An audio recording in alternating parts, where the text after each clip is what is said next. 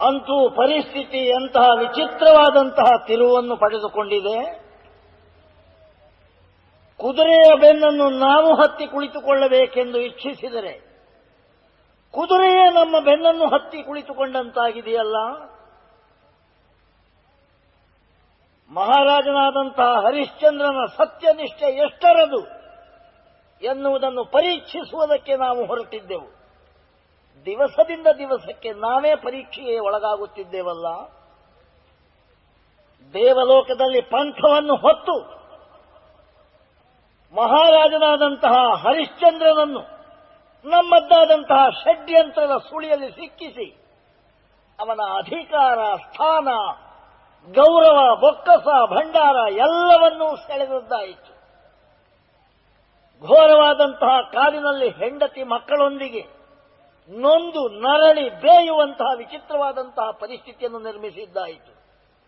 ಅಬ್ಬಾ, ಆದರೂ ಜಗ್ಗಲಿಲ್ಲ, ಬಗ್ಗಲಿಲ್ಲ. ಹಾಗಿದ್ದರೆ ನಮ್ಮ ಸೋಲನ್ನು ನಾವು ಒಪ್ಪಿಕೊಂಡು ನಮ್ಮಷ್ಟಕ್ಕೆ ನಾವು ಮುದುಡಿಕೊಂಡು ಕುಳಿತುಕೊಳ್ಳಬೇಕೇ? ಒಂದು ಕಾಲದಲ್ಲಿ ಅನ್ಯಮಿಂದ್ರಂ ಕರಿಷ್ಯಾಮಿ ಎಂದು ಸಂಕಲ್ಪಿಸಿ ನಮ್ಮ ಪ್ರಚಂಡವಾದಂತಹ ಸಂಕಲ್ಪ ಶಕ್ತಿಯಿಂದ, ಆತ್ಮಶಕ್ತಿಯಿಂದ ಪ್ರತಿ ಸ್ವರ್ಗವನ್ನು ನಿರ್ಮಿಸಿರುವಂತಹ ಈ ಪ್ರಚಂಡ ಕೌಶಿಕ ಒಬ್ಬ ಕ್ಷತ್ರಿಯ ಅರಸನನ್ನು ಮಣಿಸಲಾಗದೆ ಸೋಲನ್ನು ಒಪ್ಪಿಕೊಳ್ಳಬೇಕೇ? ಆದರೆ ಗೆಲುವಿನ ಯಾವ ಸೂಚನೆಯೂ ಕಂಡುಬರುವುದಿಲ್ಲವಲ್ಲ. ಆಗಲಿ, ನಾವು ಸೋಲಲಿ ಅಥವಾ ಗೆಲ್ಲಲಿ ನಮಗೆ ಹಾನಿಯಂತೂ ಇಲ್ಲ. ನಾವು ಮಾಡಿದ ಪಂಥದಂತೆ ಹರಿಶ್ಚಂದ್ರನನ್ನು ಸೋಲಿಸಿ ಮಣಿಸಿದೆವಾದರೆ ನಮ್ಮ ಪಂಥ ಗೆದ್ದ ಶ್ರೇಯಸ್ಸು ನಮ್ಮದು. ಅಲ್ಲ, ಹರಿಶ್ಚಂದ್ರನ ಎದುರಿಗೆ ನಾವು ಸೋಲನ್ನು ಒಪ್ಪಿಕೊಳ್ಳಬೇಕಾದಂತಹ ಪರಿಸ್ಥಿತಿ ಒದಗಿದರೆ ಆಗೂ ನಮಗೆ ಸೋಲಿಲ್ಲ. ಯಾಕೆಂದರೆ ಹರಿಶ್ಚಂದ್ರನಂತಹ ಲೋಕೋತ್ತರ ವ್ಯಕ್ತಿಯನ್ನು ತೆರೆದು ಲೋಕಮುಖಕ್ಕೆ ತೋರಿಸಿದಂತಹ ಶ್ರೇಯಸ್ಸು ನಮ್ಮದಾಗುತ್ತದೆ. ಅಲ್ಲದೆ ಜೀವನದಲ್ಲಿ ಮಹತ್ತರವಾಗಿ ಸೋಲುವುದು ಗೆಲುವಿನ ಮಹತ್ತಿಗಿಂತ ಕೀಳಲ್ಲ. ಆದುದರಿಂದ ನನ್ನ ಕಟ್ಟ ಕಡೆಯ ಹೋರಾಟವನ್ನು ಮುಂದುವರಿಸಬೇಕಲ್ಲದೆ ನಿಷ್ಕ್ರಿಯನಾಗಿ ಕುಳಿತುಕೊಳ್ಳಬಾರದು. ಹಾಗಿದ್ದರೆ ಏನು ಮಾಡಲಿ? ಈಗ ಏನು ಮಾಡಲಿ? ಏನು ಮಾಡಲಿ?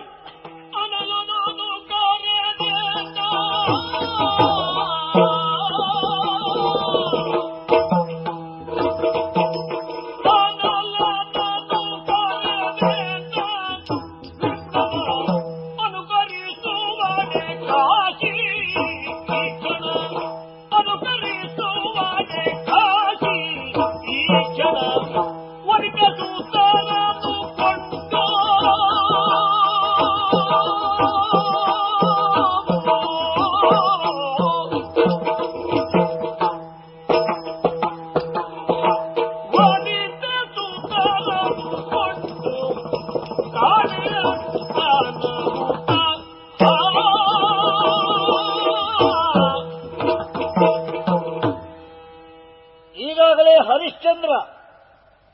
ತನ್ನ ಹೆಂಡತಿ ಮಕ್ಕಳನ್ನು ಮಾರಿಕೊಳ್ಳಲೇಬೇಕಾದಂತಹ ಪರಿಸ್ಥಿತಿಯನ್ನು ನಿರ್ಮಿಸಿದ್ದಾಗಿದೆ.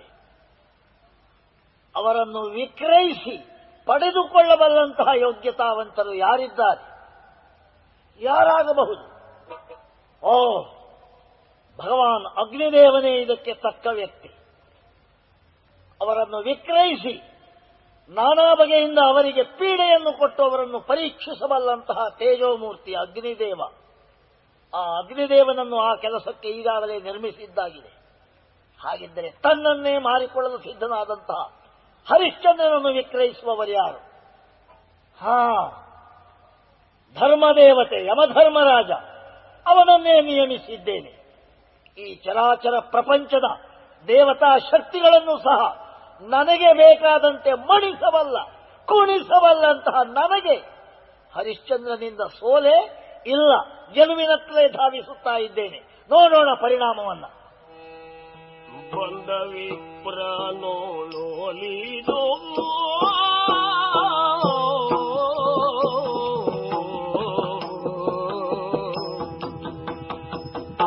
ಬಂದ ವಿಪ್ರನೋಳೋಲಿದು ವಂದಿಸಿ ನೊಂದು ತಾಸತಿಸುತ್ತರ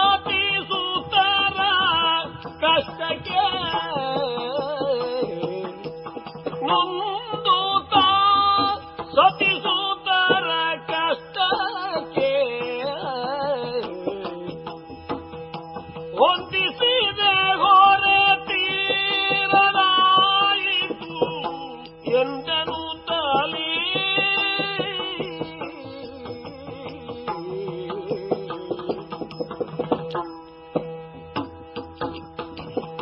ಕೊಂಡು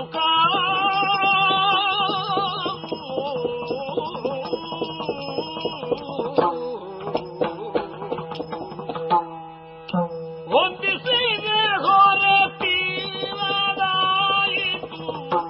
ಎಂದೆನು ತಲಿ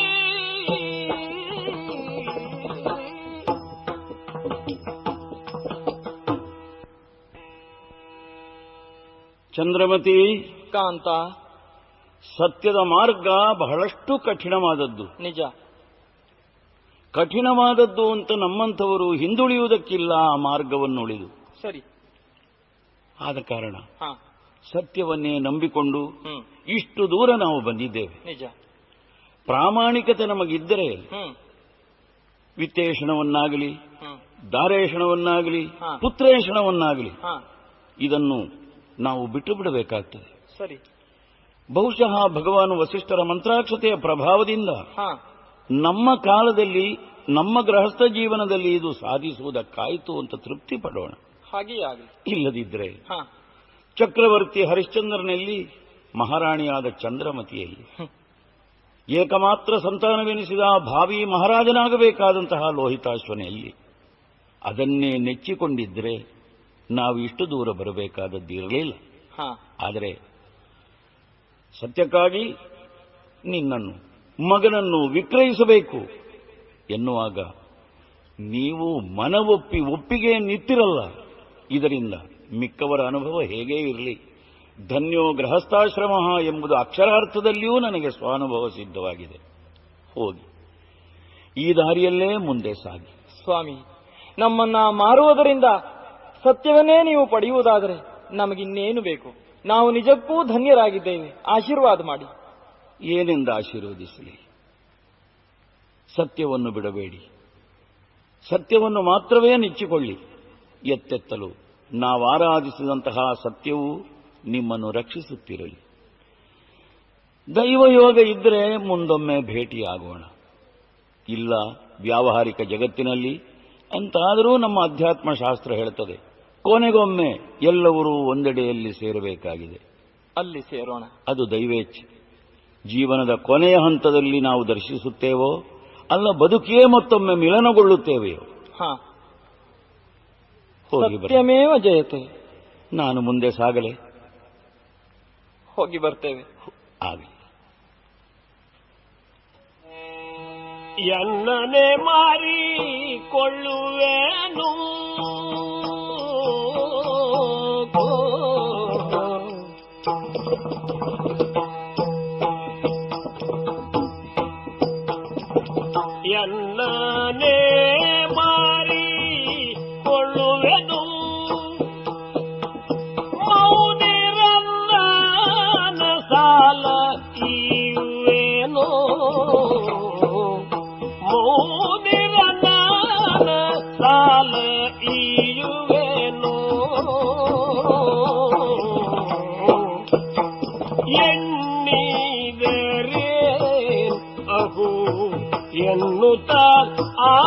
ಕ್ಷಣಯಣಿದರೆ ಅಹೋ ಎನ್ನುತ್ತಲ ಕ್ಷಣ ತನ್ನ ಕಾಲಿಗೆ ತೃಣವನ್ನು ಕೊಟ್ಟುತ್ತ ಭೂಪ ತನ್ನ ಕಾಲಿಗೆ ತೃಣವನ್ನು ಕೊಟ್ಟುತ್ತ ಭೂಪ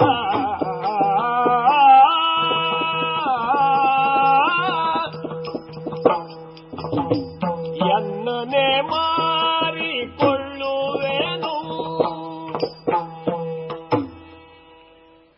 ಎಂತಹ ವಿಚಿತ್ರ ಪ್ರಪಂಚ ಇದು. ಸುತದಾರ ವಿಕ್ರಯ ಮಾಡಿದ್ದರಿಂದ ವಿಶ್ವಾಮಿತ್ರರಿಗೆ ಸಲ್ಲಬೇಕಾದಂತಹ ದಕ್ಷಿಣಾಧನ ಅಥವಾ ಋಣದ ಧನ ಕೊಟ್ಟಂತಾಯಿತು ಅಂತ ತಿಳ್ಕೊಂಡೆ. ವಿಶ್ವಾಮಿತ್ರ ಪ್ರೇರಿತನಾಗಿ ನನ್ನ ಜೊತೆಗೂಡಿ ಬಂದಂತಹ ಅವರ ಶಿಷ್ಯೋತ್ತಮ ನಕ್ಷತ್ರಕನೆಂಬ ಬ್ರಾಹ್ಮಣ ಹೇಳ್ತಾನೆ, ಅಯ್ಯ, ಈಗ ನೀನು ಏನು ಸಂಪಾದಿಸಿ ಕೊಟ್ಟಿರುವೆಯೋ ಇದಷ್ಟು ನನ್ನದ್ದಾದ ವೇತನವಾಯಿತು ಅಲ್ಲವೆನ್ನುವುದಕ್ಕೆ ನನಗೆ ಹಕ್ಕಿಲ್ಲ. ವೇತನ ಎಷ್ಟು ಅಂತ ಪ್ರಾರಂಭಕ್ಕೆ ನಿರ್ಣಯವಿಲ್ಲ. ಹೀಗೆ ಹೆಂಡತಿ ಮಕ್ಕಳನ್ನು ವಿಕ್ರಯಿಸಿದರೂ ನಾನು ವಿಶ್ವಾಮಿತ್ರರ ಋಣದಿಂದ ಮುಕ್ತನಾಗಲಿಲ್ಲವಲ್ಲ. ನಾನು ಸ್ವತಂತ್ರನಾಗಿ ಪ್ರದೇಶದಲ್ಲಿ ಎಲ್ಲಿಯಾದರೂ ಇದ್ದರೆ ಹೆಂಡತಿ ಮಕ್ಕಳನ್ನು ಸಾಲದಿಂದ ಬಿಡುಗಡೆಗೊಳಿಸಬಹುದು ಅಂತ ಯೋಚಿಸಿದ್ದೆ. ಇಲ್ಲ. ಇನ್ನು ಉಳಿದದ್ದು ಒಂದೇ ಮಾರ್ಗ. ವಿಶ್ವಾಮಿತ್ರರ ಋಣ ಎಷ್ಟೋ ಅಷ್ಟನ್ನೂ ಕೊಡುವ ಒಬ್ಬ ಯಜಮಾನ ನನಗೆ ಸಿಕ್ಕಿದರೆ, ಸಂಖ್ಯೆ ಎಷ್ಟು ಅಂತ ನಾ ಹೇಳೋದಕ್ಕೆ ಮುಂಬರಿಯುವುದಿಲ್ಲ, ನನ್ನನ್ನೇ ಅವನಿಗೆ ಮುಡಿಪಾಗಿ ಒಪ್ಪಿಸಿಕೊಂಡ್ರೆ ಆಗಲಾದರೂ ಈ ಪ್ರಪಂಚದಲ್ಲಿ ನಾನು ಪೂಜಿಸಿದಂತಹ ಸತ್ಯದ ಪ್ರಸಾದದ ಅನುಭವ ನನಗೆ ಆದೀತೋ ಏನು? ಸಂದೇಹವೇಕೆ? ಆದೀತು. ನಗರ ಬೀದಿಗಳಲ್ಲಿ ಎಲ್ಲ ನನ್ನನ್ನು ಯಾರಾದರೂ ಕೊಳ್ಳುವವರಿದ್ದಾರೋ ಅಂತ ಕೇಳಿದರೆ ಯಾರೂ ಮುಂದೆ ಬರುವುದಿಲ್ಲ. ಬಹುಶಃ ನನ್ನ ಭವ್ಯವಾದ ಆಕೃತಿ, ನನ್ನ ಆಜಾನುಬಾಹುಗಳನ್ನು ಕಂಡು ನನ್ನನ್ನು ಬೆಲೆಗೆ ಕೊಳ್ಳುವುದಕ್ಕೆ ಹೆದರಿದರೋ ಏನು? ಅದೂ ಹೌದು. ಚಕ್ರವರ್ತಿಯಾಗಿ ಮೆರೆದ ಉತ್ತಮ ಕ್ಷತ್ರಿಯನೆನಿಸಿದಂತಹ ನನ್ನ ಬಾಹುಬಲವನ್ನು ಕಂಡ್ರೆ ಬಾಕಿದ್ದವರು ಭಯಪಡುವುದು ಅತಿಶಯವಲ್ಲ.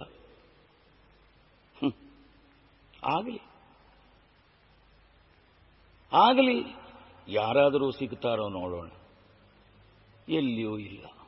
ಹಾಗಾದ್ರೆ ಇನ್ನು ಒಂದೇ ಮಾರ್ಗ ಪ್ರಪಂಚದಲ್ಲಿ. ಏನು ಪ್ರಪಂಚದಲ್ಲಿ ದಾರಿ? ನಗರದ ದಾರಿ ಬಿಡೋಣ.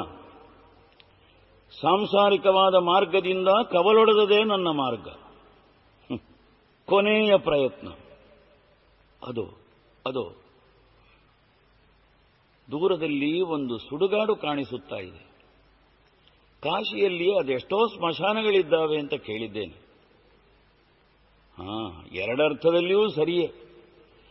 ಗುರುವಿನ ಋಣದಿಂದ ಮುಕ್ತನಾದವನಿಗೂ ಮಾರ್ಗ ಅದೇ, ಸತ್ಯಾನ್ವೇಷಕನಾದ ನನಗೂ ಮಾರ್ಗ ಅದೇ. ಸತ್ಯವೋ ಅಲ್ಲ ನಾಶವೋ, ಆ ಸ್ಮಶಾನದ ಮಾರ್ಗದಲ್ಲೇ ಮುಂಬರಿಯುತ್ತೇನೆ. ಯಾರಿದ್ದೀರಿ ಪುಣ್ಯಾತ್ಮರು, ಇವನನ್ನು ಬೆಲೆ ಕೊಟ್ಟುಕೊಳ್ಳುವವರು? ಮುಂದಾಗಿ ಹಿಡಿದು ಸಬ್ಬಳಿಗೋಲು ಕಾಲೊಡಲು, ಹಿಡಿದು ಸಬ್ಬಳಿಗೋಲು ಕಾರೊಡಲು, ಕೆಗಣ್ಣು ಕುಡಿದು ಕೊಪ್ಪಿದ ಬಸಿರ ತನವರಿಸುತ್ತಾಗ, ಕೆಗಣ್ಣು ಕುಡಿದು ಕೊಪ್ಪಿದ ಬಸಿರ ತನವರಿಸುತ್ತಾಗ, ಸುಡುಗಾಡಿ ನೊಣಯ ಕಲಿವೀರನ ಸುಡುಗಾಡಿ ನೊಡೆಯ ಕಲಿವೀರ ಬಾಹುಕನಾಗ ಒಡವಿ ಪತಿಯನ್ನು ಕಂಡು ನುಡಿದ ನಿಂತೆಂದೋ.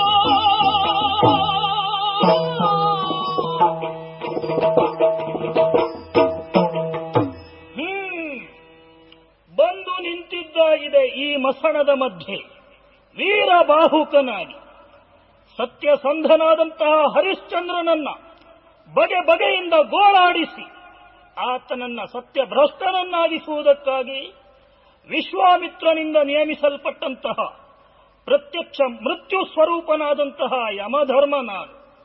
ಸದ್ಯಕ್ಕೆ ಈ ಸುಡುಗಾಡಿನ ಒಡೆಯ ಯಾರದು? ಬರುತ್ತಿದ್ದಾನಲ್ಲ ಓರ್ವ ವ್ಯಕ್ತಿ ಈ ಕಡೆಗೆ. ತನ್ನನ್ನ ಆಳಾಗಿ ಸ್ವೀಕರಿಸುವವರು ಯಾರಿದ್ದೀರಿ? ತನ್ನನ್ನೇ ತಾನು ಮಾರಿಕೊಳ್ಳುವುದಕ್ಕೆ ಸಿದ್ಧನಾಗಿದ್ದೇನೆ ಎಂದು ಡಂಗುರ ಸಾರುತ್ತ ಈತನೇ ಹರಿಶ್ಚಂದ್ರನಾಗಿರಬಹುದೇ? ಹಾಗೆ ಈತನೇ ಹರಿಶ್ಚಂದ್ರನಾಗಿದ್ದಲ್ಲಿ ಈ ವೀರಬಾಹುಕನ ಕಾರ್ಯ ಈಡೇರುವಂತಹ ಸನ್ನಿವೇಶ ಪ್ರಾಪ್ತವಾಗಿರಬಹುದೇ? ಕಾದು ನೋಡೋಣ. ಮಾತನ್ನಾಡಿಸುತ್ತೇನೆ ಈತನನ್ನ. ಯಾರಿದ್ದೀರಿ ಈ ಆಳನ್ನು ಕೊಳ್ಳುವವರು? ಯಾರಯ್ಯ ನೀನು? ಯಾರಯ್ಯ ನೀನಾಗೆ ಹೊತ್ತ ಯಾರಯ್ಯ ನಿನಗೆ ಹೊಂದ ನಿನಿತು ಬೇಗು ಬೇಳು ಜವದಿ ಹೊಂದ ನಿನಿತು ಬೇಕು ಬೇಳು ಜವದಿ ರೋಗಿಯಿಂದ ಸೇವೆಗೈಯಲಿಕ್ಕೆ ನಿನಗೆ ದಯದಿ. ಅಯ್ಯ, ಉದ್ಯೋಗವನ್ನು ಅರಸಿ ಬಂದವನು ನೀನು ಎನ್ನುವುದನ್ನು ಅರ್ಥ ಮಾಡಿಕೊಂಡೆ. ಆದರೆ ನೀನು ಬಯಸಿದಂತಹ ಉದ್ಯೋಗವೆಲ್ಲ ಈ ಊರಿನಲ್ಲಿ ಅಷ್ಟು ಸುಲಭವಾಗಿ ದೊರೆತೀತು ಎಂದು ಭಾವಿಸಬೇಡ. ಆದರೂ ನೀನು ಬಯಸಿದರೆ, ನಿನಗೆ ಒಪ್ಪಿಗೆಯಾದರೆ ಒಂದು ಉದ್ಯೋಗವನ್ನು ಕೊಡಬಲ್ಲ ಈ ವೀರಬಾಹುಕ. ಯಾವ ಉದ್ಯೋಗ ಗೊತ್ತಾ? ಯಾವ ಉದ್ಯೋಗ? ಈ ಸುಡುಗಾಡನ್ನ ಕಾಯುವಂತಹ ಉದ್ಯೋಗ. ಅಂದರೆ ನೀನು ಮಾಡಬೇಕಾದಂತಹ ಕೆಲಸ ಏನು ಗೊತ್ತಾ? ಏನು? ಇಲ್ಲಿ ಹೆಣವನ್ನು ಸುಡುವುದಕ್ಕಾಗಿ ಬರುವಂತಹ ವ್ಯಕ್ತಿಗಳಿಂದ ಯೋಗ್ಯ ಶುಲ್ಕವನ್ನ ಸ್ವೀಕರಿಸಿ ಅದನ್ನ ನಮಗೆ ಸಲ್ಲಿಸತಕ್ಕದ್ದು. ಹೆಣದ ಮೇಲ್ವಸ್ತ್ರ ಹಾಗೂ ಹಣೆಯಕ್ಕಿ ಅದು ನಿನಗೆ ಸಲ್ಲುತ್ತದೆ. ಅಯ್ಯ, ನಿನ್ನನ್ನ ಆಳಾಗಿ ಸ್ವೀಕರಿಸಬಹುದಾ? ಈ ಕೆಲಸ ನಿನಗೆ ಒಪ್ಪಿಗೆಯಾ? ಮಹನೀಯ, ಉದ್ಯೋಗದಲ್ಲಿ ಯಾವುದು ಶ್ರೇಷ್ಠ ಯಾವುದು ಕನಿಷ್ಠ ಎಂಬ ಇತ್ಯರ್ಥಕ್ಕೆ ಮಾನದಂಡ ನಾನು ತಿಳಿದಂತೆ ಆ ಉದ್ಯೋಗದಲ್ಲಿ ದುಡಿಯುತ್ತಿರುವ ವ್ಯಕ್ತಿಯ ಚಿತ್ತವೃತ್ತಿ. ಅಲ್ಲಿ ಇರಬೇಕಾದದ್ದು ಪ್ರಾಮಾಣಿಕತೆ. ಪ್ರಾಮಾಣಿಕತೆ ಅಂತಃಕರಣದಲ್ಲಿ ಇದ್ದರೆ ವೃತ್ತಿಗೂ ಕೂಡ ಸುಭಗತನ ಬರುತ್ತದೆ, ಮೌಲ್ಯವನ್ನು ಕಲ್ಪಿಸುವುದಕ್ಕೆ ಬರುತ್ತದೆ. ಚಿತ್ತಶುದ್ಧಿ ಇಲ್ಲದೆ ಕೇವಲ ವಂಚನೆಯಿಂದ ಕೆಲವೊಮ್ಮೆ ದೇವತಾರಾಧನೆಯಂತಹ ಪುಣ್ಯಕರ್ಮ ಅಂತ ಸಾರ್ವಜನಿಕರು ಒಪ್ಪುವ ಉದ್ಯೋಗದಲ್ಲಿ ನಿರತನಾದರೂ ಅದರ ಹಿಂದೆ ಇರುವುದು ಪಾಪದ ಕತ್ತಲೆ. ಮಹನೀಯ, ನೀನು ನನ್ನನ್ನು ಸ್ವೀಕರಿಸಿಕೊಳ್ಳಬಹುದು. ನೀನು ಯಾವ ಉದ್ಯೋಗವನ್ನು ಹೇಳ್ತಿ ಅದು ನನ್ನ ಯಜಮಾನನದ್ದಾದಂತಹ ಆಜ್ಞೆ ಅಂತ ನಾನು ಅನುಸರಿಸುತ್ತೇನೆ. ಆದರೆ ಅಂತ ಒಪ್ಪಿದ್ದೀಯ ನೀನು? ಉದ್ಯೋಗವನ್ನು ನಾನು ಒಪ್ಪುತ್ತೇನೆ. ಹಾಗಿದ್ದರೆ ಈಗ ಹೇಳು, ನಿನ್ನನ್ನು ನಾನು ಆಳಾಗಿ ಸ್ವೀಕರಿಸಿದರೆ ಅದಕ್ಕಾಗಿ ನಾನು ನಿನಗೆ ಕೊಡಬೇಕಾದಂತಹ ಹೊನ್ನಿನ ಮೊತ್ತ ಎಷ್ಟು ಎನ್ನುವುದನ್ನ ಹೇಳು ಈಗ. ಅಯ್ಯ, ವಾರಣವಾಯೇರಿ ಕವನೆ ಹಾರಿಸೆ ಮೇಲೀಗ ವಾರಣವಾಯೇರಿ ಕವನೆ ಹಾರಿಸೆ ಮೇಲೀಗ ಅದು ಹಾರುವಷ್ಟು ಗಾತ್ರ ಬೊಮ್ಮ ವೀರ ಅದು ಹಾರುವಷ್ಟು ಗಾತ್ರ ಕೊನ್ನ ವೀರ ಕೊಡುವುದು. ಮಹನೀಯ, ಸ್ಮಶಾನದ ಕಾವಲುಗಾರ ನಾನು.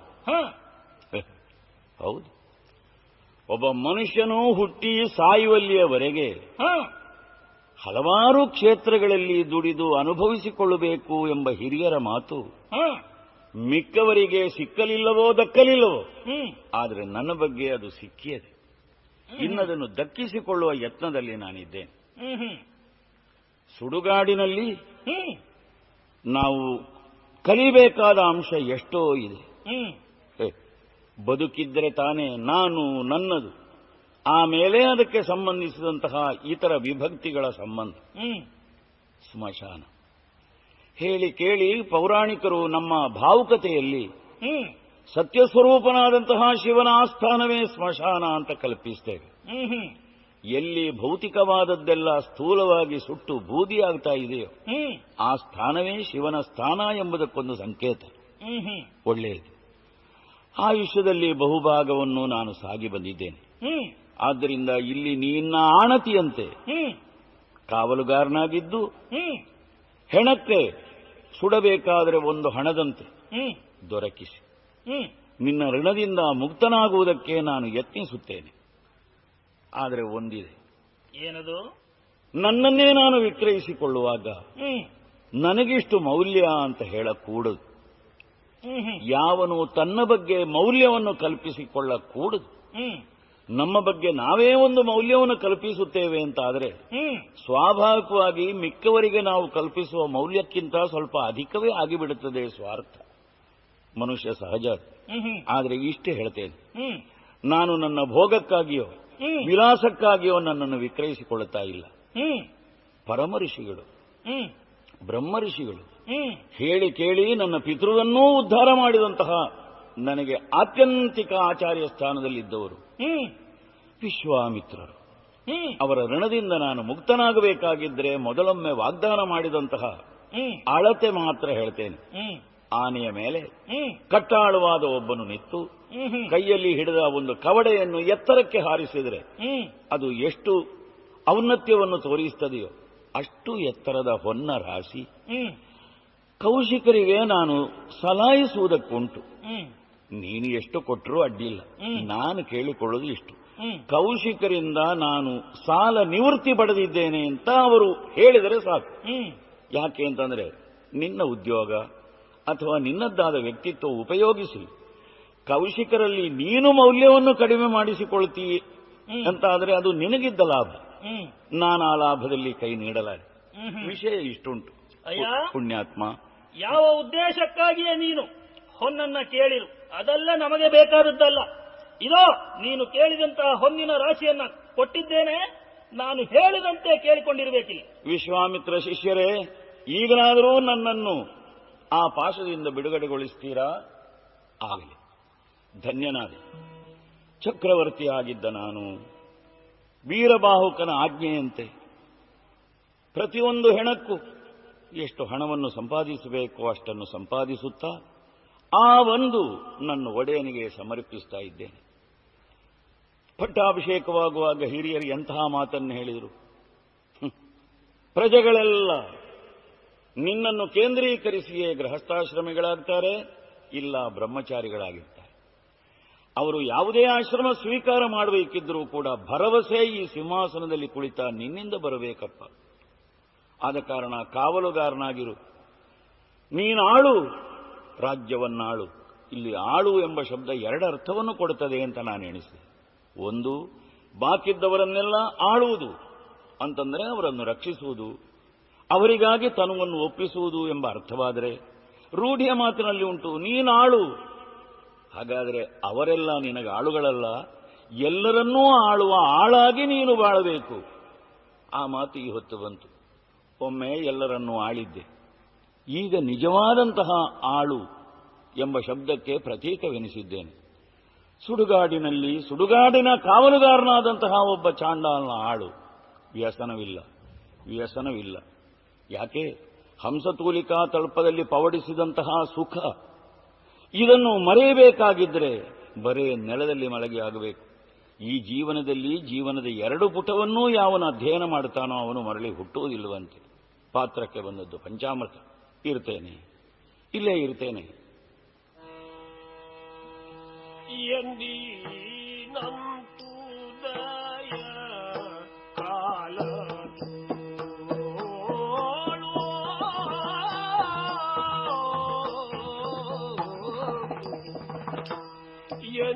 ಎಂದಿನಂತು ದಯ ಕಾಲದೊಳೆ ತೂಗುಳುಗುಳ್ಳಿ ಎಂದಾರಕ್ಕೆ ಬೇಗ ಪೋದ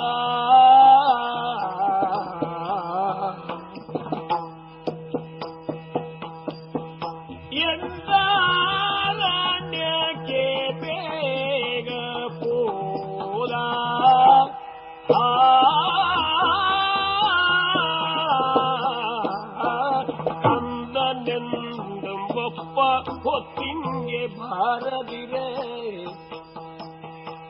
ಕಂದನೆಂದು ಒಬ್ಬ ಹೊತ್ತಿಂಗೆ ಬಾರದಿರೆ ಬಾಲೆಂದು ಮುಖಿ ಚಂದ್ರಮತಿಯು ಚಿಂತಿಸುತ್ತ ಬಾಲೆಂದು ಮುಖಿ ಚಂದ್ರಮತಿಯು ಚಿಂತಿಸುತ್ತ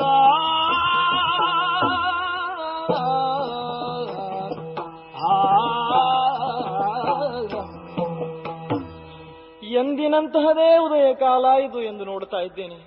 ಆದರೆ ಯಾಕೆ ಸೂರ್ಯವಂಶದ ರಾಜಕುಮಾರನಾದಂತಹ ನನ್ನ ಮಗ ಹುಳುಹುಳ್ಳಿಗಾಗಿ ಅರಣ್ಯಕ್ಕೆ ಹೋದವನು ಎಂದಿನಂತೆ ಹಿಂದಿರುಗಲಿಲ್ಲವಲ್ಲ? ಹಾಗಾಗಿಯೇ ನನಗೆಂದು ವ್ಯಸನವಾಗ್ತಾ ಇದೆ. ಅದು ಸೂರ್ಯಾಸ್ತದ ವೇಳೆ. ಅವನೊಟ್ಟಿಗೆ ಅರಣ್ಯಕ್ಕೆ ಹೋದಂತಹ ಮಕ್ಕಳೆಲ್ಲ ಹಿಂದಿರುಗಿ ಬರುತ್ತಿದ್ದಾರೆ. ಆದರೆ ನನ್ನ ಮಗ ಯಾಕೆ ಬರಲಿಲ್ಲ? ಕೆಲಸವನ್ನ ನಿರ್ವಹಿಸಿ ಹೊರಬಂದು ಹೀಗೊಂದು ದೂರದೃಷ್ಟಿಯನ್ನ ಹಾಯಿಸಿದ್ರೆ ಇದು ಎತ್ತರವಾದ ಈ ದಿನ್ನೆಯನ್ನ ಏರಿ ನನ್ನ ಮಗ ಬಂದನೆ ಅಂತ ನೋಡ್ತಾ ಇದ್ದೇನೆ. ನನ್ನ ಮಗ ಕಾಣ್ತಾ ಇಲ್ವಲ್ಲ? ಯಾಕೆ ಕಾಣ್ತಾ ಇಲ್ಲ? ಹಾ ಮಗ, ನೀನು ನನ್ನ ಮಗನನ್ನ ಕಂಡಿಯಾ? ನೀನು ಕಂಡಿಯಾ ನನ್ನ ಮಗನನ್ನ? ಏನು ಏನು ನನ್ನ ಮಗ ಮಡಿಯನೆ, ನನ್ನ ಮಗ ಹಾವು ಕಚ್ಚ ಮಾಡಿದ್ದೀನಿ.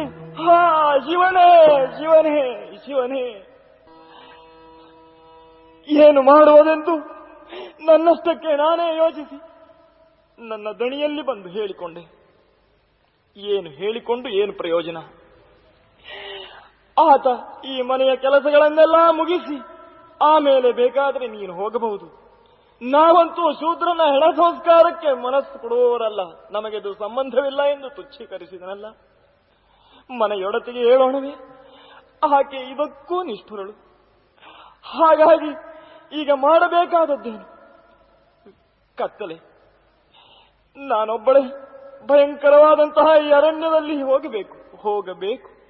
ಯಾಕಾಗಿ ಹೋಗಬೇಕು? ನನ್ನ ಕರುಳ ಕುಡಿ ಇದೆಯಲ್ಲ, ಅಲ್ಲಿದೆಯಲ್ಲ, ಅದನ್ನು ಕಾಣುವುದಕ್ಕಾಗಿ ಹೋಗಬೇಕು. ನನ್ನ ಮಗ ಬದುಕಿದ್ದಾನೆ, ನನ್ನ ಮಗು ಬದುಕಿದ್ದಾನೆ, ನನ್ನ ಒಡೆಯನ ಸತ್ಯ ಬದುಕಿದೆ, ನನ್ನ ಮಗನು ಖಂಡಿತ ಬದುಕಿದ್ದಾನೆ. ಹೋಗಿ ನೋಡ್ತೇನೆ. ನಿಳಯವನು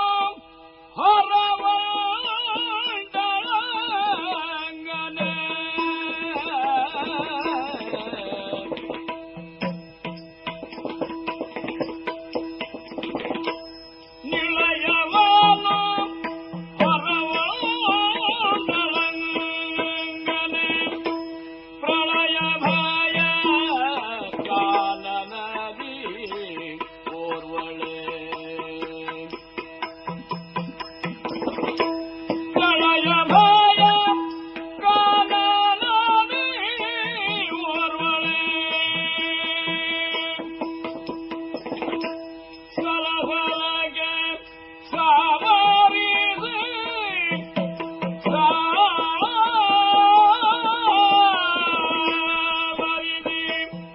ಕಂಡಳು ಬಿದ್ದ ಮಗನ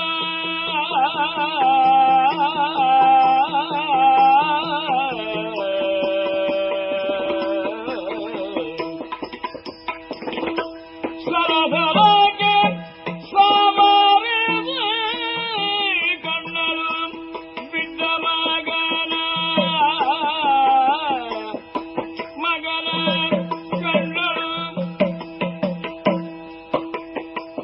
ಕಂಡಳು ಬಿದ್ದ ಮಗನ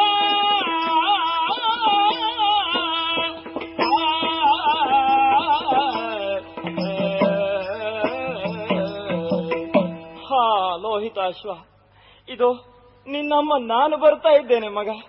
ಇಲ್ಲ, ನಿನಗೆ ಏನೂ ಆಗಲಿಕ್ಕೆ ಸಾಧ್ಯ ಇಲ್ಲ ಮಗ. ನೀನು ಸಾಯುವುದಿಲ್ಲ ಮಗ, ನಾನು ಬರ್ತಾ ಇದ್ದೇನೆ ನಿನ್ನಮ್ಮ. ಅಯ್ಯೋ, ಕತ್ತಲೆ ಹೆಚ್ಚುತ್ತಾ ಇದೆ. ಆದರೆ ಇಲ್ಲಿ ನಿತ್ತು ನಾನೇನು ಮಾಡಬೇಕಾದದ್ದು? ಸಾವರಿಸಿ ಧಾವರಿಸಿ ಇದೋ ಧಾವಿಸುತ್ತಿದ್ದೇನೆ. ಎಡವಿ ಬಿದ್ದು ಅಯ್ಯೋ ಇದೆಂತಹ ನೋವು. ಮಗನೇ, ಬಂದೆ ಮಗನೇ. ಇದೋ ಎಲ್ಲಿ?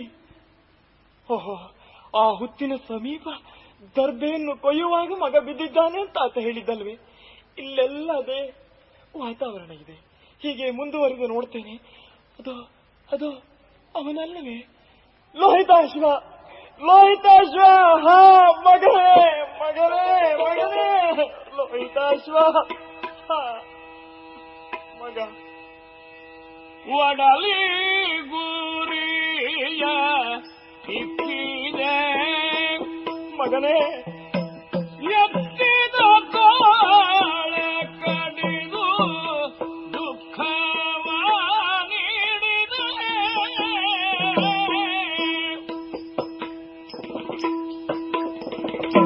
ಒಡಲಿ ಗುರಿಯ ಇಕ್ಕಿದೆ ಮಗನೇ, ಒಡಲಿ ಗುರಿಯ ಇಕ್ಕಿದೆ. ಲೋಹಿತಾಶ್ವ, ಎತ್ತಿದ ತೋಳ ಕಡಿದು ದುಃಖವ ನೀಡಿದೆ. ಅಯ್ಯೋ ಮಗ, ಎತ್ತಿದ ತೋಳ ಕಡಿದು ದುಃಖವ ನೀಡಿದೆ.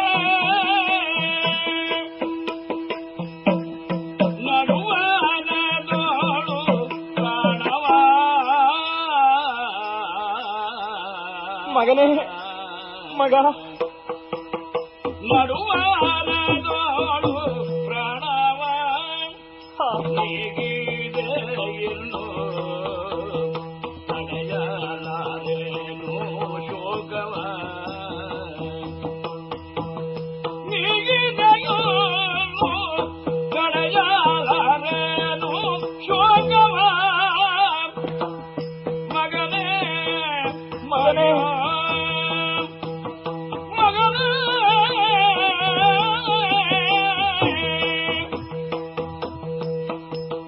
ನೀಗಿದೆಯೋ ತಡೆಯಲಾರೆನು ಶೋಕವ. ಮಗನೇ, ಹೇಗೆ ಸಹಿಸಲಪ್ಪ ಈ ದುಃಖವನ್ನ? ಈ ಕಾನನ ಮಧ್ಯದಲ್ಲಿ ಹೀಗೆ ಮಡಿದು ಬೀಳಬಹುದೇ ಮಗನೇ? ಮಗ, ನಿನಗೆ ಯಾಕೆ ಸಾವಾಯಿತು ಮಗನೇ? ಆ ಹಾವು ನಿನಗೆ ಕಚ್ಚಬೇಕೆ ಮಗನೇ? ಛೇ ಮಗನೇ, ಸಾಯುವಾಗ ಅಮ್ಮ ಅಂತ ಕೂಗಿದೆಯೇನೋ? ಓಹೋ, ಹಾಗೆ ಕೂಗಿದಾಗ ನಾನು ಬರಲಿಲ್ಲ ಅನ್ನುವ ದುಃಖದಿಂದ ಈಗ ನೀನು ಮಾತನಾಡ್ತಾ ಇಲ್ಲ ಅಂತ ಭಾವಿಸ್ತೇನೆ. ಒಮ್ಮೆ ಕಣ್ಣು ತೆರೆದು ನೋಡು ಮಗ, ಇದೋ ನಿನ್ನನ್ನು ಎತ್ತಿ ಆಡಿಸಿದಂತಹ ಈ ತೋಳುಗಳನ್ನ ಹಂಗಿಸಬೇಡ ಮಗನೇ. ಬಾ, ಇದೋ ನಿನ್ನನ್ನ ತಬ್ಬಿಕೊಳ್ಳುವುದಕ್ಕೆ ತಾಯಿ ನಾನು ಸಿದ್ಧಳಾಗಿ ಬಂದಿದ್ದೇನೆ ಮಗ. ಕೋಪವೇ ಇಲ್ಲ ಮಗ, ಇದು ನನ್ನ ತಾಪ. ಎಂತಹ ದುಃಖವನ್ನು ನಿನ್ನ ಮುಖವನ್ನು ನೋಡಿ ಇಷ್ಟು ದಿನ ಸಹಿಸಿಕೊಂಡಿದ್ದೆ ಮಗನೇ. ಅದು ರಾಜ್ಯವನ್ನು ಕಳೆದುಕೊಂಡಂತಹ ದುಃಖ. ಆಳಾಗಿ ಉಳಿದ ಸಂದರ್ಭದಲ್ಲಿ ನೆರೆಮನೆಯವರೆಲ್ಲ ಬಂದು ಹಂಗಿಸುವ ಧ್ವನಿಯನ್ನ ನಾನು ಮರೆತದ್ದು ನಿನ್ನ ಮುಖ ನೋಡಿ ಮಗನೇ. ಅದಕ್ಕಿಂತ ಹೆಚ್ಚಾಗಿ ತನ್ನ ಸತ್ಯಕ್ಕೆ ಗೆಲುವಾದ ಸಂದರ್ಭದಲ್ಲಿ ಆ ಹರಿಶ್ಚಂದ್ರ ಬಂದು, ತಾರಾಮತಿ ನನ್ನ ಕುಮಾರನಲ್ಲಿ ಅಂತ ಕೇಳಿದರೆ ಉತ್ತರ ಏನಿಕೊಳ್ಳಿ ಮಗನೇ? ಮಗನೇ ಲೋಹಿತಾಶ್ವ, ಮಗನೇ, ನೀನು ಕಾನನದ ಮಧ್ಯದಲ್ಲಿ ಮಡಿದದ್ದಲ್ಲಪ್ಪ, ಇಲ್ಲಿ ನನ್ನನ್ನೂ ಮಡಿಸಿ. ನಾನು ಏನು ಹೇಳಲಿ? ಸತ್ಯಕ್ಕೆ ಗೆಲುವಾದ್ರೂ ನಮ್ಮ ಪಾಲಿಗೆ ಉತ್ಸವ ಇಲ್ಲದೆ ಹೋಯ್ತಲ್ಲ ಮಗನೇ, ಇಲ್ಲದೆ ಹೋಯ್ತಲ್ಲ ಶಿವನೇ. ಇದು ನನ್ನ ಮಗನಿಗೆ ಖಂಡಿತ ಜೀವ ಇಲ್ಲ, ಕಣ್ಣಿನ ಬಿಳುಪಿಲ್ಲ. ಅದು ಮೈಯನ್ನ ಚೂಟಿದರೆ ನೋವನ್ನು ಧ್ವನಿಸುವ ಯಾವ ಸಂಕೇತವೂ ಅಲ್ಲಿ ಕಾಣುವುದಿಲ್ಲ. ಹಾಗಾದರೆ ಅಂಗುಟದಲ್ಲಿ ಕೆಂಪು ರಕ್ತದ ಯಾವ ಛಾಯೆಯೂ ಕಾಣುವುದಿಲ್ಲ. ನನ್ನ ಮಗ ಮಡಿದನೆ. ಹೀಗೆ ದುಃಖಿಸುತ್ತಾ ಕುಳಿತರೆ ಏನು ಪ್ರಯೋಜನ ಆದೀತು? ಮಹಾರಾಣಿಯಾದಂತಹ ನಾನು ಯೋಚಿಸಬೇಕಾದ ಕ್ಷಣ ಇದು. ಕರ್ತವ್ಯ ಅದು ಬಹಳ ಮುಖ್ಯವಾದದ್ದು. ನಾಯಿ ನರಿಗಳು ಎಳೆದುಕೊಂಡು ಹೋಗುವುದಕ್ಕಿಂತ ಮಗನೇ, ಮೊದಲೇ ನಿನ್ನನ್ನ ದಹಿಸುವಂತಹ ವ್ಯವಸ್ಥೆಯನ್ನು ನಾನು ಮಾಡುತ್ತೇನೆ. ಯಾರೂ ಇಲ್ಲವೆಂದು ಭಾವಿಸುವುದು ಬೇಡ, ನಾನಿದ್ದೇನೆ ಮಗ. ಇದು ಈ ಶವವನ್ನ ಎತ್ತಿ ನನ್ನ ಹೆಗಲ ಮೇಲೆ ನಾನೇ ಇಟ್ಟುಕೊಂಡು ಮತ್ತೆ ಪುನಃ ಹೆಜ್ಜೆ ಇಟ್ಟಿದ್ದೇನೆ. ಯಾವ ಕಡೆ ಕಾಶಿಯಲ್ಲಿ ಸ್ಮಶಾನ, ಯಾವ ಕಡೆ ಸ್ಮಶಾನ, ಇದೋ ನಾನು ಹೊರಟಿದ್ದೇನೆ. ಬಂದು ಕಂಡಳು ಭಯಂಕರವಾದ ಮಸಣವ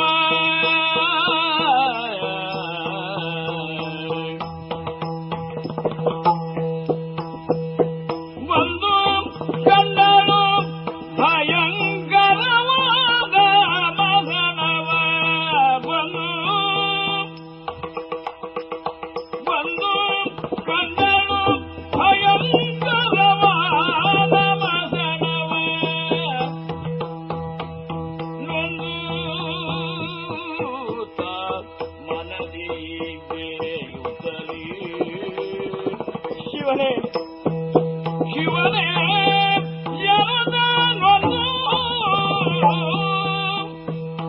ಶಿವನೇ ಶಿವನೇ ಶಿವನೇ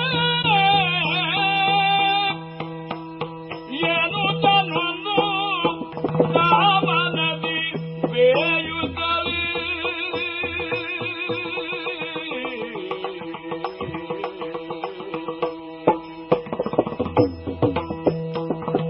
ಮುಂದದೆ ಕೆರಕೊಳ್ಳಿ ಸಂದೇಶಿ ಗುಣಲಿಗೆ ಮುಂದದೆ ಕೆರಕೊಳ್ಳಿ ಸಂದೇಶಿ ಸುಡಲಿಡೆ ಸಂದುದಾರವವು ಭೂಪತಿಗೆ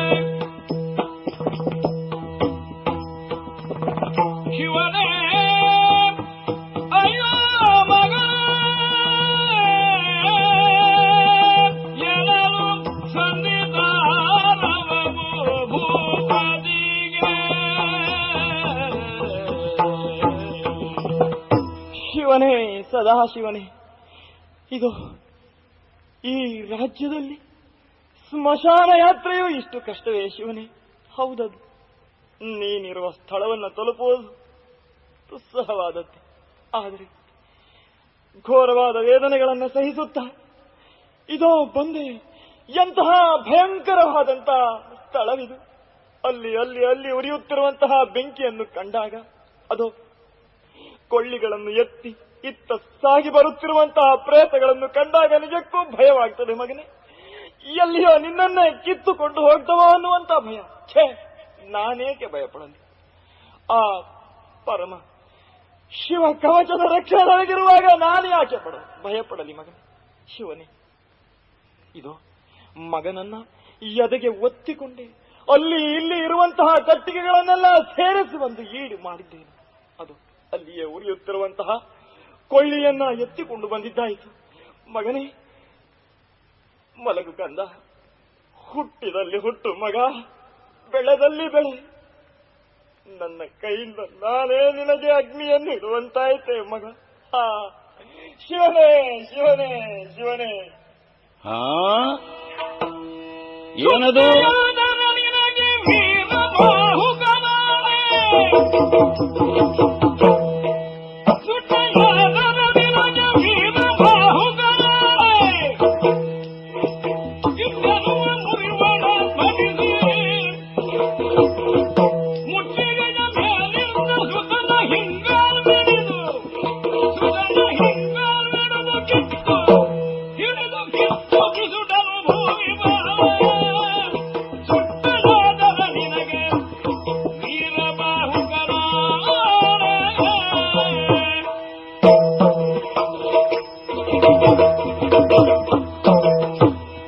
ರೋದನವೇನೋ ಸ್ತ್ರೀಕಂಠದಿಂದ ಬಂದದ್ದು ಅಂತ ತೋರ್ತದೆ. ಎಷ್ಟು ವಿಚಿತ್ರ ಪ್ರಪಂಚ!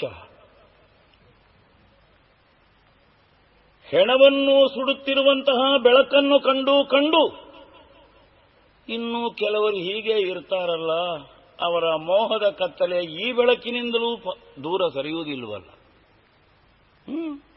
ಪ್ರಪಂಚ ಪ್ರಪಂಚ. ಇಲ್ಲಿ ನಾನೊಬ್ಬನಿದ್ದೇನೆ ಕಾವಲುಗಾರನಾಗಿ. ಯಾವಳೋ ಒಬ್ಬಳು ಪ್ರಯತ್ನ ಪಡ್ತಾ ಇದ್ದಾಳೆ. ಕಾವಲುಗಾರ ಎಲ್ಲಿಯೋ ನಿದ್ದೆ ಮಾಡಿರಬೇಕು, ತನ್ನ ಕಾರ್ಯವನ್ನು ತಾನು ಪೂರೈಸಿಬಿಡುತ್ತೇನೆ ಅಂತ. ಒಂದು ರೀತಿಯಲ್ಲಿ ಅದು ಹೌದು. ನಮ್ಮ ದೇಹದಲ್ಲಿಯೂ ಕಾವಲುಗಾರನಾಗಿರಬೇಕಾದಂತಹ ಒಬ್ಬನಿದ್ದಾನೆ. ಅವನು ನಿದ್ದೆ ಮಾಡಿದರೆ ಮತ್ತೆ ಕಳ್ಳತನವೇ, ಹೌದಲ್ಲ? ಅದಕ್ಕೆ ಆತ್ಮಸಾಕ್ಷಿ, ಮನಸ್ಸಾಕ್ಷಿ ಅಂತ ಹೆಸರು. ನಾನಂತೂ ಉದ್ಯೋಗ ನಿರತನಾದ ಬಳಿಕ ಸೋಮಾರಿತನವನ್ನು ತೋರಿಸಿದವನೂ ಅಲ್ಲ, ಆಲಸ್ಯಕ್ಕೆ ಅಧೀನನಾದವನೂ ಅಲ್ಲ. ಇಂತಹ ನನ್ನ ಎದುರಿನಲ್ಲಿ ಅದಲ್ಲ.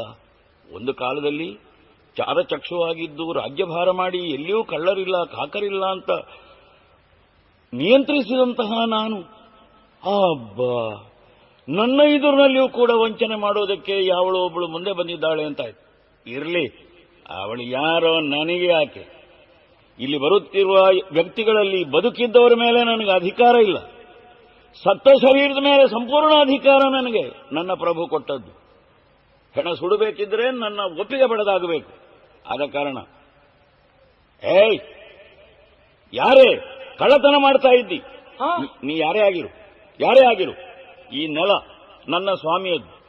ಇಲ್ಲಿ ನೀನು ಉಪಯೋಗಿಸಿದಂತಹ ಕಟ್ಟಿಗೆ ಮಿಕ್ಕ ಹೆಣವನ್ನು ಸುಟ್ಟು ಉಳಿದದ್ದು ದೊಡ್ಡದಲ್ಲ. ಆ ಹೆಣ ಸುಟ್ಟು ಹೋಗಿಯದು, ಅಲ್ಲಿಂದಲ್ಲಿಗೆ ವೆಚ್ಚ ಕಡಿಮೆ ಮಾಡು. ಆದರೆ ಹೆಣವನ್ನು ಸುಡಬೇಕಾಗಿದ್ರೆ ಇಲ್ಲಿ ನನ್ನನ್ನು ಕಾಣಬೇಕು ಮಾತ್ರವಲ್ಲ, ನನ್ನ ಒಪ್ಪಿಗೆ ಬೇಕು ಮಾತ್ರವಲ್ಲ. ಹೆಣವನ್ನು ಸುಡಬೇಕಾದರೆ ಸಲ್ಲಬೇಕಾದ ಹಣ ಕೊಟ್ಟೇ ತೀರಬೇಕು. ಹಣ ಕೊಡದೆ ಹೆಣ ಸುಡುವುದಕ್ಕೆ ಬಿಡೋದಿಲ್ಲ. ಆದ್ದರಿಂದ ಹೆಣ ಅಲ್ಲಿ ಇಡು, ಬೆಂಕಿ ಆಮೇಲೆ ಕೊಡು, ಅದಕ್ಕಿಂತ ಮೊದಲು ಹಣ ಇಡು. ಇಲ್ಲ ಆ ಹೆಣದ ಕಾಲನ್ನು ಎಡಗೈಯಲ್ಲಿ ಅಯ್ಯೋ, ಬೇಡ ಬೇಡ ಬೇಡ, ಹಾಗೆ ಮಾಡಬೇಡಪ್ಪ. ನೀನೇನು ಭೂತವಲ್ಲವಲ್ಲ, ಪ್ರೇತವಲ್ಲವಲ್ಲ, ಮನುಷ್ಯ ತಾನೆ. ಅಯ್ಯೋ, ನಿನ್ನ ಮಗ ಎಂದು ಗ್ರಹಿಸಿ ಇವನನ್ನ ಸುಡುವುದಕ್ಕೆ ಅಪ್ಪಣೆ ಕೊಡಪ್ಪ. ಬಡವೆ ನಾನು ಎನ್ನ ಸುತನ ಅಡವಿಯಾಳಿಗೊಂದು ಸರ್ಪ. ಬಡವೆ ನಾನು ಎನ್ನ ಸುತನ ಅಡವಿಯಾಳಿಗೊಂದು ಸರ್ಪ ಕಡಿದು ಮಡಿಯ ಬಂದನಿಲ್ಲಿ ಸುಡಲು ಪಾಲಿಸು, ಇವನ ಸುಡಲು ಪಾಲಿಸು. ಬಡವೆ ನಾನು ಬಡವೆ ಎನ್ನ ಸುತನ ಅಡವಿಯಾಳಿಗೊಂದು ಸರ್ಪ ಕಡಿದು ಮಡಿಯ ಬಂದನಿಲ್ಲಿ ಸುಡಲು ಪಾಲಿಸು.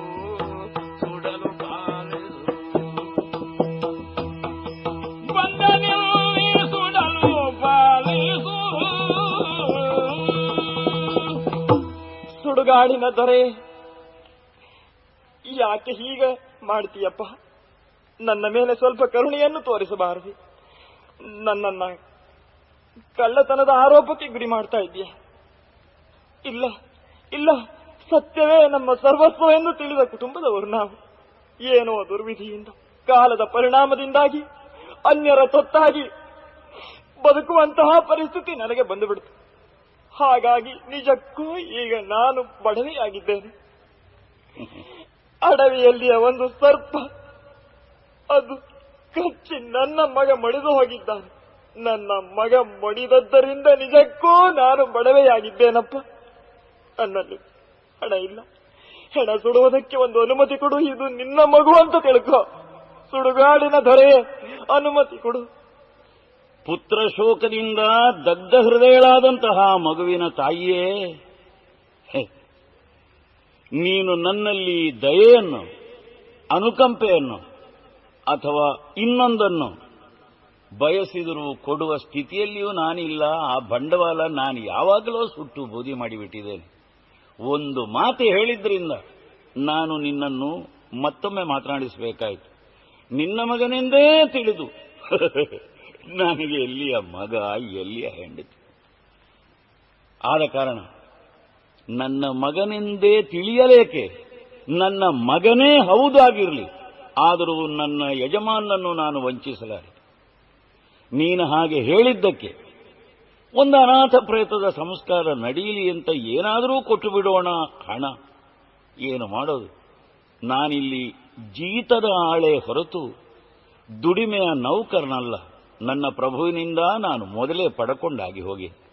ಆದ್ದರಿಂದ ಇಲ್ಲಿ ಯಾವುದೇ ಅನುಕಂಪೆಗೋ ಯಾವುದೋ ಯಾಚನೆಗೋ ಸ್ಥಾನವಿಲ್ಲ. ನೋಡು ನೋಡು, ನಿನಗೆ ಬುದ್ಧಿ ಇಲ್ವೇ? ಈ ಬೇಡುವಿಕೆ, ಕೊಡುವಿಕೆ ಇದೆಲ್ಲ ಎಲ್ಲಿ? ಬದುಕಿನ ಜಗತ್ತಿನಲ್ಲಿ ಕೊನೆಯ ಸುಡುಗಾಡಿನಲ್ಲಿ ಇರುವುದು ಒಂದೇ, ಇದ್ದದ್ದನ್ನು ಸುಟ್ಟು ಬೂದಿ ಮಾಡೋದು. ಆ ದೇಹದ ಬಗ್ಗೆ, ಆ ಜೀವದ ಬಗ್ಗೆ ನಮಗಿದ್ದಂತಹ ಅನುಕಂಪವನ್ನೂ ಅದೇ ರೀತಿಯಲ್ಲಿ ಹೋಮಿಸಿ ಬಿಡೋದು. ವೈರಾಗ್ಯ ಬಾರದಿದ್ದವರಿಗೂ ಕೂಡ ಬರಬೇಕಾದ ಜಾಗ ಇದು ಸ್ಮಶಾನ ವೈರಾಗ್ಯ. ಸ್ಮಶಾನದಲ್ಲಿಯೂ ವೈರಾಗ್ಯ ಬರುವುದಿಲ್ಲ ಅಂತ ಆದರೆ ನಾನು ಏನು ಹೇಳಲಾರೆ. ಆದರೆ ಒಂದು ಸುಳ್ಳಾಡಕೂಡದು. ನನ್ನ ಅಪ್ಪಣೆಯನ್ನು ಪಡೆಯದೇ ನೀನು ಹೆಣವನ್ನು ಸುಡುವುದಕ್ಕೆ ಯತ್ನಿಸಿದ್ದಿ, ಏನೂ ಕೊಡುವುದಕ್ಕಿಲ್ಲವೇ? ಏನೂ ಇಲ್ಲ, ಖಂಡಿತಕ್ಕೂ ಇಲ್ಲ. ಈ ಊರಿನಲ್ಲಿ ಅನುಕಂಪೆಯನ್ನ ತೋರಿಸುವವರು ಯಾರೂ ಇಲ್ಲ. ಏನನ್ನಾದರೂ ಅಡವಿಡೋಣ ಅಂತಂದ್ರೆ ನನ್ನಲ್ಲಿ ಏನಿದೆ? ನನಗೆ ಗೊತ್ತಿದೆ, ನಿನ್ನ ಮಗನೆಂದೇ ತಿಳಿದು ಅಂತ ನೀನು ಹೇಳಿದೆಯಲ್ಲ. ಹಾಗಾದ್ರೆ ಈ ಮಗನಿಗೊಬ್ಬ ತಂದೆ ಇದ್ದಿರಬೇಕಲ್ಲ. ಹಾ, ಈಗಲೂ ಇರಬೇಕಲ್ಲ. ಯಾಕೆ ಅನುಮಾನ? ಅವನು ನಿನ್ನ ಅಥವಾ ಮಗುವಿನ ಕಷ್ಟ ಸುಖಕ್ಕೆ ಬರುವುದಿಲ್ಲ ಅಂತಾದರೆ, ಹಾಯ್ ವಿಧಿಯೇ, ಬರುವುದಿಲ್ಲ ಅಂತಾದರೆ ಒಬ್ಬ ಹೆಣ್ಣೆ, ಅವನು ಕಟ್ಟಿದ ಮಂಗಲಸೂತ್ರ ಇಲ್ಲವೇನೆ ನಿನ್ನ ಕಂಠದಲ್ಲಿ? ಹಾ ಶಿವನೇ, ಮಂಗಲಸೂತ್ರ ಇರಲಿಕ್ಕೇ ಬೇಕು. ಯಾವಾಗ ಗಂಡನಾದವನಿಗೆ ನಿನ್ನ ಹಂಗಿಲ್ಲ, ತಂದೆಯಾದವನಿಗೆ ಮಗನ ಹಂಗಿಲ್ಲ ಅಂತಾದರೆ ಆ ಮಂಗಲಸೂತ್ರವನ್ನು ಇಟ್ಟುಕೊಂಡು ಏನು ಮಾಡೋದಕ್ಕೆ? ಆದ ಕಾರಣ ಮಗನ ಹೆಣವನ್ನು ಸುಡುವುದಕ್ಕೆ ಬೇಕಾಗಿ ನಿನ್ನ ಗಂಡನು ಕೈಯಿಂದ ಬಂಧಿಸಿದಂತಹ ಹೇಳಿದ್ದಾನೋ ಇಲ್ವೋ, ಈ ಮಂಗಲಸೂತ್ರವನ್ನು ಬಂಧಿಸುತ್ತೇನೆ. ಯಾಕೆ ಮಮ ಜೀವನ ಹೇತುನ, ಅವನ ಜೀವನದ ಹೇತುಗೆ ಬೇಕಾಗಿ ಬಂಧಿಸಿದ್ದಾನೆ. ನಿನ್ನ ಜೀವನದಲ್ಲಿ ಅವನು ಈಗ ಇಲ್ಲ, ಯೌವನ ಇದ್ದಾಗ ಸುಖವನ್ನು ಅನುಭವಿಸಿದ್ದಾನೆ, ಮಗನನ್ನು ಹುಟ್ಟಿಸಿದ್ದಾನೆ. ನಿನ್ನ ಗಂಡನ ಹೆಸರು ಹೇಳಿ ಅದನ್ನು ಕಳಚಿ ಮುಖಕ್ಕೆ ಆ ಮಂಗಲಸೂತ್ರ, ಆಮೇಲೆ ಸುಡು. ಯಾವುದು ಸತ್ಯ, ಯಾವುದು ಅಸತ್ಯ, ಯಾವುದನ್ನು ಯೋಚಿಸುವಂತಹ ಕ್ಷಣ ಇದಲ್ಲವಲ್ಲ. ಹಾಗಾದರೆ ಈ ಮಂಗಲಮಯವಾದ ತಾಳಿಯ ಬೆಲೆಯೊಂದನ್ನು ಗುರುತಿಸುವ ಈ ಮಹಾಮಹಿಮ ಯಾರಿರಬಹುದು? ನಮ್ಮಿಬ್ಬರಿಗೂ ಈ ಪರಿಸ್ಥಿತಿ ಬಂದೊದಗಿತೆ ಶಿವನೇ. ಹಾಗಾದ್ರೆ ಈ ತಾಳಿಯನ್ನು ಮಾರಿ ನಾನು ಹಣವನ್ನು ತರಬೇಕೆ? ಇದಕ್ಕೆ ಬೆಲೆ ಬಂದೀತು. ಹಾಗಲ್ಲ ಅಯ್ಯ, ಸುಡುಗಾಡಿನ ಒಡೆಯನೇ, ಈ ಮಗನನ್ನ ಕ್ಷಣಕಾಲ ನೀನು ಇಲ್ಲಿ ಇಟ್ಟು ಇವನನ್ನು ರಕ್ಷಿಸು. ನಾನು ನನ್ನ ಒಡೆಯನಲ್ಲಿ ಹೋಗಿ ಬೇಡಿ ಕಾಡಿ ಹೇಗಾದರೂ ಮಾಡಿ ಸಂಪಾದಿಸಿ ಹಣವನ್ನು ತರುವ ಪ್ರಯತ್ನವನ್ನು ಮಾಡ್ತೇನೆ. ಅಲ್ಲಿಯವರೆಗೆ ಮಾನವೀಯ ದೃಷ್ಟಿಯಲ್ಲಿ ಸ್ವಲ್ಪ ಹೊತ್ತು ನಾನು ಕಾಯ್ತೇನೆ. ಬೇರೆ ಯಾವ ಸಂಬಂಧವನ್ನೂ ನನ್ನಲ್ಲಿ ಆರೋಪಿಸಬೇಡ. ಮಾಂಗಲ್ಯವನ್ನು ವಿಕ್ರಯಿಸುವುದಕ್ಕೆ ಮನಸ್ಸಿಲ್ಲವಾದರೆ ಕ್ಷೇತ್ರ ಬಹಳ ದೊಡ್ಡದು, ಕ್ಷೇತ್ರ ಬಹಳ ದೊಡ್ಡದು. ಯಾರಾದರೂ ಇದ್ದಾರು ಉದಾರಿಗಳು, ಹೋಗು. ಬಹಳಷ್ಟು ಸಂಪಾದಿಸಬೇಡ, ಹೆಣಕ್ಕೂ ಒಂದು ಹಣ. ಹೋಗಿ ಬಾ, ಶವವನ್ನು ನಾನು ಕಾಯ್ತೇನೆ. ನನ್ನ ಮಗನನ್ನು ನೋಡ್ಕೊಂಡು. ಶಿವನೇ, ಎಂತಹ ಅಗ್ನಿ ಪರೀಕ್ಷೆ ಇದು. ಆತ್ಮಾವೈ ಪುತ್ರ ನಾಮಾಸಿ, ನನ್ನ ಮಗನ ಹೆಣ. ಚಂದ್ರಮತಿಗೆ ನಾನಾರೆಂದು ಗೊತ್ತಾಗಲಿಲ್ಲ ಪುಣ್ಯಕ್ಕೆ. ಆಗಲಿ, ಪಿತೃತ್ವದ ಒಂದು ಸ್ಥಾನ ನನಗಿದ್ದರಿಂದ ಕೊನೆಗೆ ಅವಳು ಬರುವಲ್ಲಿವರೆಗಾದರೂ ಹೆಣವನ್ನು ಕಾಯ್ತೇನೆ. ಏನು ಮಾಡೋಣ?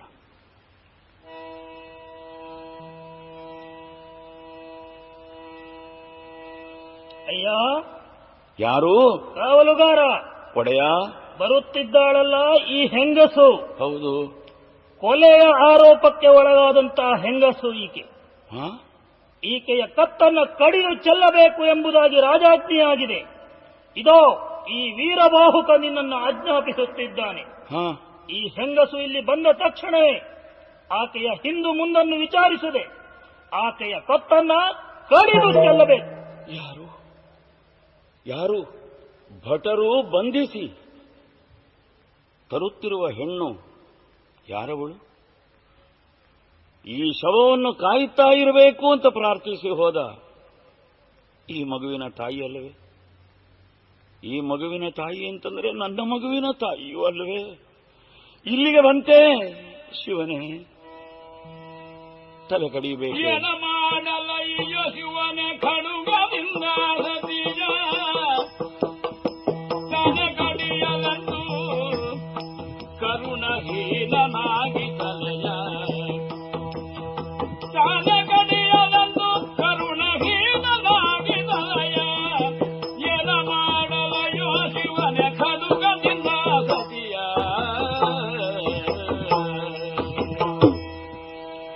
ನನ್ನ ಸತ್ಯದ ಬೆಂಗಾವಲಿಗಿದ್ದವಳೇ ಇವಳು, ನನ್ನ ಹೃದಯ ಸ್ಥಾನ ಇವಳು. ಮಗನ ಮರಣದ ದುಃಖವನ್ನಾದರೂ ಮರೆತೇನು, ನನ್ನ ಹೃದಯದ ಸರ್ವಭಾವದ ಏಕೀಕೃತವಾದಂತಹ ಸತಿ ಶಿರೋಮಣಿಯಾದ ಚಂದ್ರಮತಿಯನ್ನು ಮರೆತೇನೆ ಅಥವಾ ಕೊಲೆ ಮಾಡಿಯೇನೆ? ಇವಳ ಕತ್ತನ್ನು ನಾನು ಕತ್ತರಿಸಬೇಕೆ?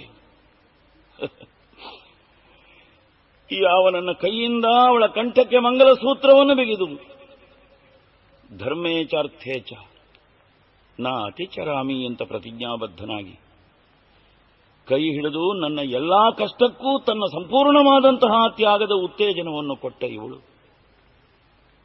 ತಾಲಿ ಕಟ್ಟಿದ ಕೈಯಿಂದಲೇ ಕೊರಳನ್ನು ಕಡಿಸಿಕೊಳ್ಳಬೇಕಾಗಿ ಬಂದರೆ ಏನೇ ಆಗಲಿ ನಾನು ಈಗ ನಾನಾಗಿ ಅವಳು ಅವಳಾಗಿ ಒಂದು ಪ್ರಶ್ನೆ ಕೇಳಬೇಕಾಗಿದೆ.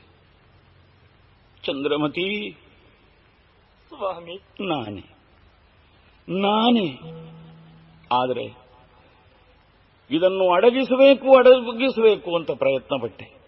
ಆದರೆ ಈಗ ಅಡಗಿಸುವುದಕ್ಕೆ ನನ್ನ ಮನಸ್ಸು ಒಪ್ಪುವುದಿಲ್ಲ, ಬೇರೆ ಯಾಕೂ ಅಲ್ಲ. ಚಂದ್ರಮತಿ, ನಿಜವಾಗಿಯೂ ನೀನು ಅಪರಾಧಿನಿಯೇ. ಹೆಣ ಸುಡುವುದಕ್ಕೆ, ಹಣ ಸಂಗ್ರಹಕ್ಕೆ ಅಂತ ಹೊರಟವಳು ಹಣದ ಆಸೆಯಿಂದ ಅಲ್ಲಿ ಕೊಲೆ ಮಾಡಿದೆಯಾ?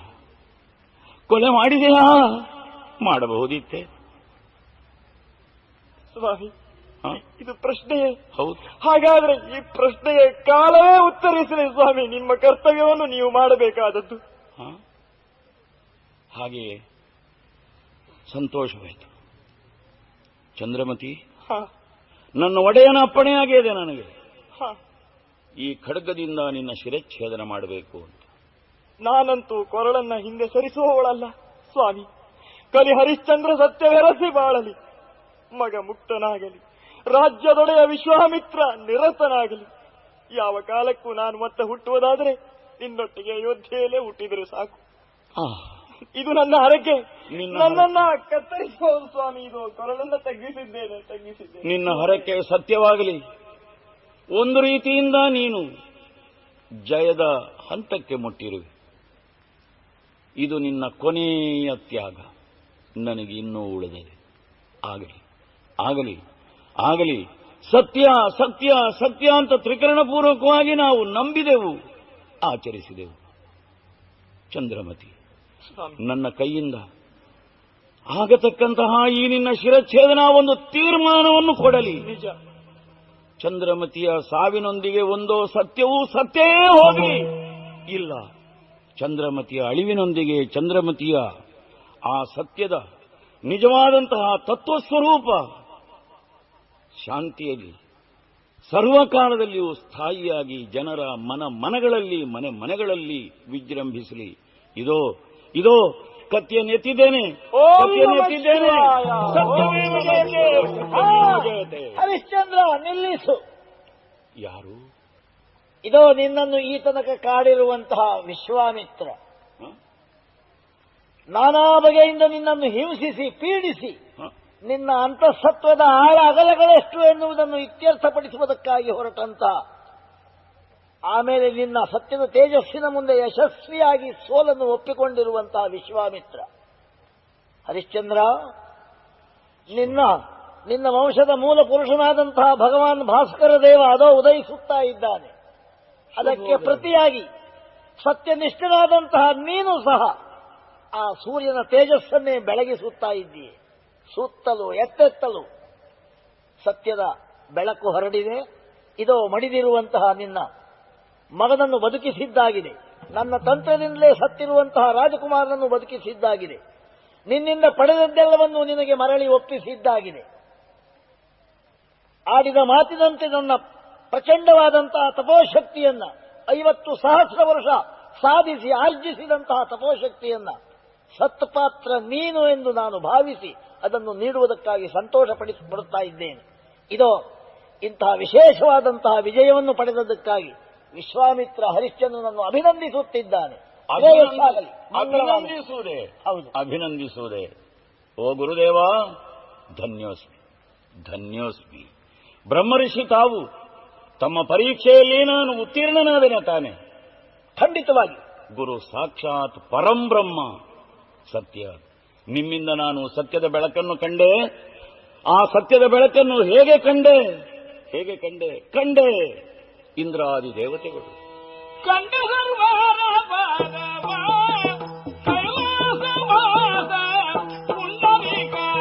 ಮಾಧವ ಕಂಡ ವಿರಂಜಿಯ ಕಂಡನ ಕಂಡ ಕೌಶಿಕನ ದಂಡ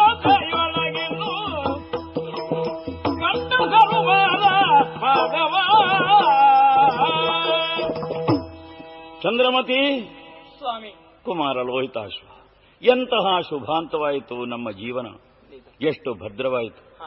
ಯಾವುದೋ ಸಂಸಾರದಲ್ಲಿ ಹುಟ್ಟಿಕೊಂಡು ಬರಬೇಕಾದದ್ದು ಸ್ಮಶಾನ. ಈಗ ಸ್ಮಶಾನದಲ್ಲೇ ನಾವು ಮರಳಿ ಹುಟ್ಟಿಕೊಂಡೆವು. ಹೊಸ ಜೀವನ, ಸತ್ಯದ ಸಾಕ್ಷಾತ್ಕಾರವಾಯಿತು. ಸತ್ಯವೇ ಶಿವನು, ಶಿವನೇ ಸತ್ಯವು. ಸತ್ಯಂ ಶಿವಂ ಸುಂದರಂ. ಆದ ಕಾರಣ ಮಂಗಳಮಯವಾದಂತಹ ಶುಭ ದಿನದ ಯಾವತ್ತು ಸೂರ್ಯೋದಯಕ್ಕೆ ನಾವು ಪಾದ ಪ್ರಕ್ಷಾಳನ ಮಾಡಿದ್ದೇವೆ.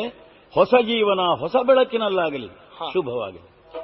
ಮಂಗಲ ಜಯ ಮಂಗಲ ಕರದಲ್ಲಿ ಬರ ಶುಭ ಶಂಕುಶಧಾರಗೆ ಹರದಿ ಭಕ್ತರ ಪುರವಗೆ ಪುರಗಭೂಷಣನ ಕುಮಾರ ಗಜವದರನ ಚರಣ ಕಮಲಕಾರದಿಯ ಚಿರ